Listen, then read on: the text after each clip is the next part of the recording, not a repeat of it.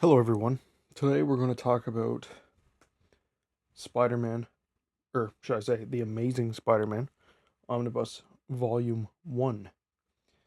Now, to me, this is the ultimate way to read Spider-Man comics, and honestly, the ultimate way, the most definitive way to read Marvel comics in general is the Marvel Omnibus.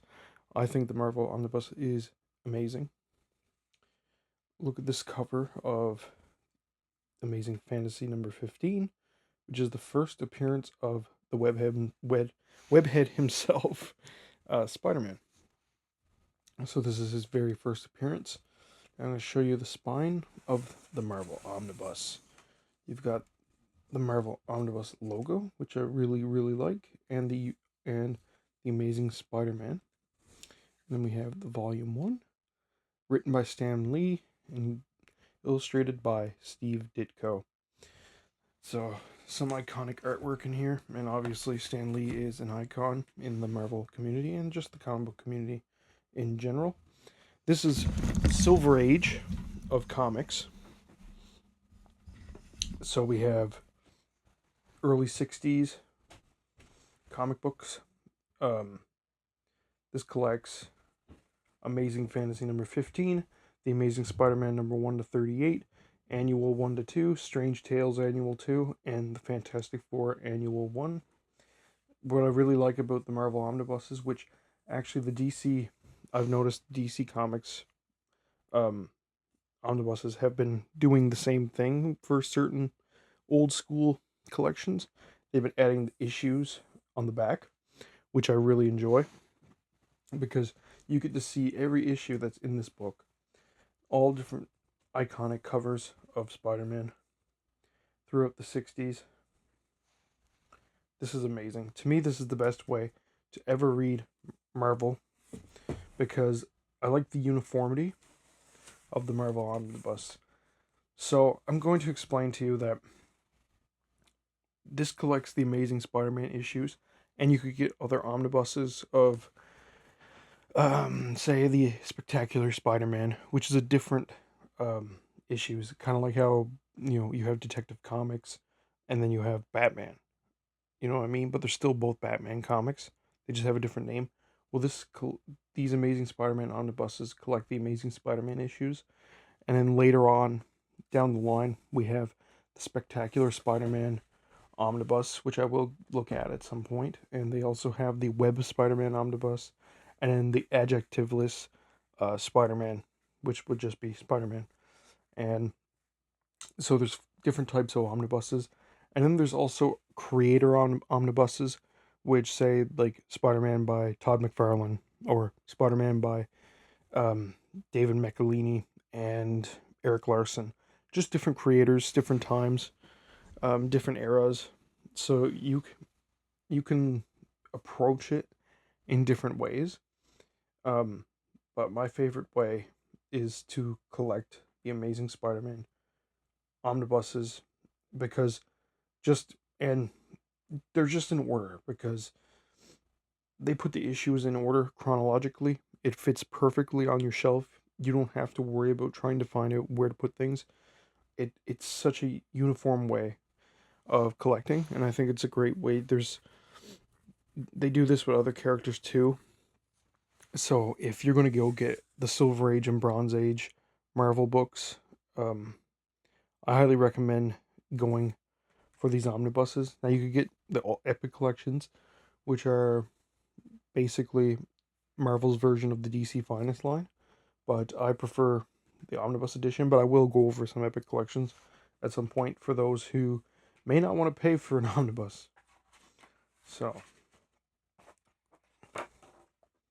I love the stuff like that. Yes, written by the iconic Stan Lee, Steve Ditko, Jack Kirby was the penciler. A lot of iconic names. These are all the issues. So we got the first appearance of Spider-Man, which is in 1962. And then we got all the way up till 1966. So you got a few years of comics here. Then we have a little forward by Stan Lee. And here we go, Amazing Fantasy 15. Just an iconic issue cover, and obviously an iconic origin for an iconic character. Spider-Man's one of those classic premier superheroes. I grew up, watching the movies, watching the cartoons. He's an iconic character to me. Steve Ditko's art is iconic. Um, it was Batman, him, Superman. To me, these are the premier icons of superhero characters. I mean, look at the 60s artwork. This is the Silver Age. Um, really, Marvel got their jump in the Silver Age of comics, where DC kind of had their start in the Golden Age. The 60s is when, Marvel started to get really going. They do have some characters from the Golden Age, but, Marvel's big years is in the Silver Age, and you can just see, like, the iconic, man, just the iconic pictures of Spider-Man, J. Jonah Jameson. A lot of first appearances in this omnibus. First appearance of the Chameleon. You get to see crossovers with the Fantastic Four. They're starting to do a connective universe. Lots of crossovers. It's so cool to see. Then you got the first appearance of the Vulture.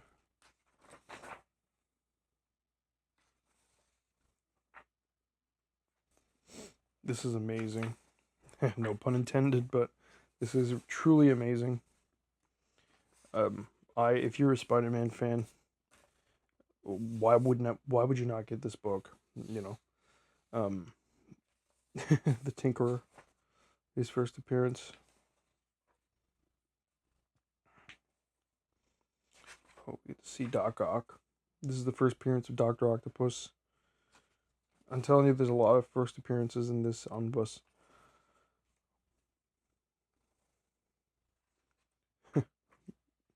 And then they have like letters from fans and stuff like that. Dear Stan and Steve. And then you got these, kids writing in about their Spider-Man issues. First appearance of Sandman. See a lot of Spider-Man's foes really making their first appearances in these old issues, and it's so cool to look back into the history of the characters. Much like I mentioned in my previous videos with Batman and Superman, like those Golden Age comics are so iconic. Well, these Spider-Man Silver Age comics are super iconic for Spider-Man. Like, I love old school comics. I love these old style comics. I don't think now, don't get me wrong, the modern day comics are great.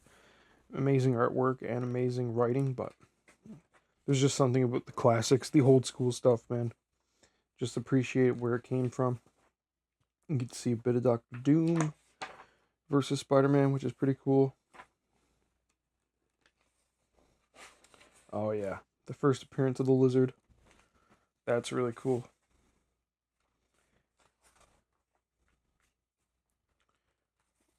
A lot of cool stuff. And then you're going to see the reoccurrence of these characters, like the Vulture's going to return. But yeah, this is a huge thing that happened in comics. The introduction of Spider-Man. He was just not in the ideal situation. He was a different kind of superhero. Like, he was poor. He was a teenager. First appearance of Electro. Like, these pictures are just so iconic. Like, these artwork, these storylines, they're just amazing. You've got to go out there and try to nab one of these if you're a huge fan of Spider-Man. Spider-Man's my favorite Marvel character, and he's in my top 3 favorite superheroes for sure.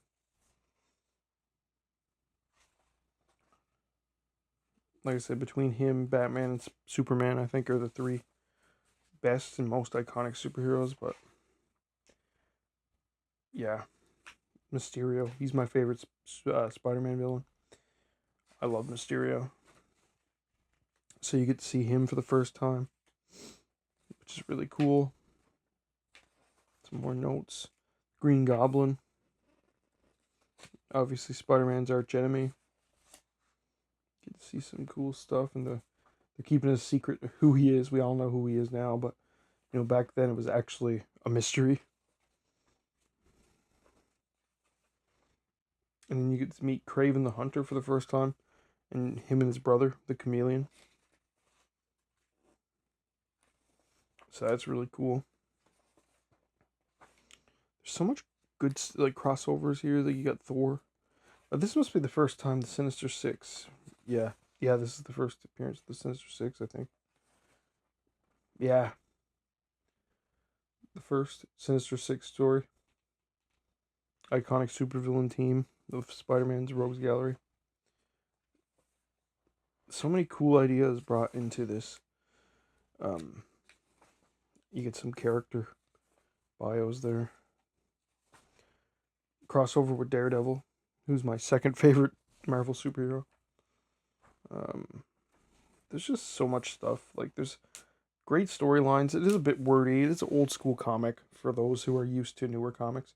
This is still a bit old school. There's still a lot of writing. Could be a little bit corny at times. When especially some of the exposition and stuff like that, this could be a bit much. It's the first appearance of Scorpion. Man, yeah. The Beetle. There's so much cool stuff. So many first appearances, so many cool storylines. Just classic artwork. Like, if you're a Spider-Man fan, I highly recommend this. This is the best way to read Spider-Man comics, in my opinion. Collect the omnibus editions, and you get to read them in order. They're chronological order. So that's how I do it. I think it's the best way. It looks perfect on your shelf. You can just read it in chronological order at your own pace. You have all the comics. So I really love the Marvel Omnibus, and I think the way they present themselves, it's such a nice format. They look so great on the shelf, and they just go together so perfectly in a perfect order of timeline. It's really great if you got the money.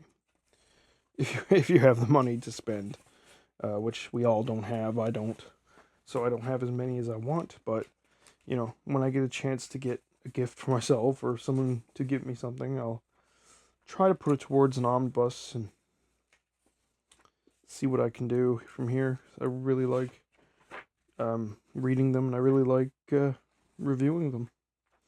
There's some extras. You can see some cool storyboard black and white, some old covers. Oh yeah, this is so cool. Alex Ross painting. A little blurb about the creators. So yeah, I'm gonna go over some more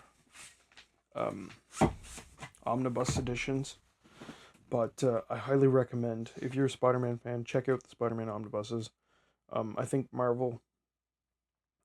I think DC has a great selection of omnibuses too, but I think Marvel has a more uniform, easier way of printing them and understanding the timelines.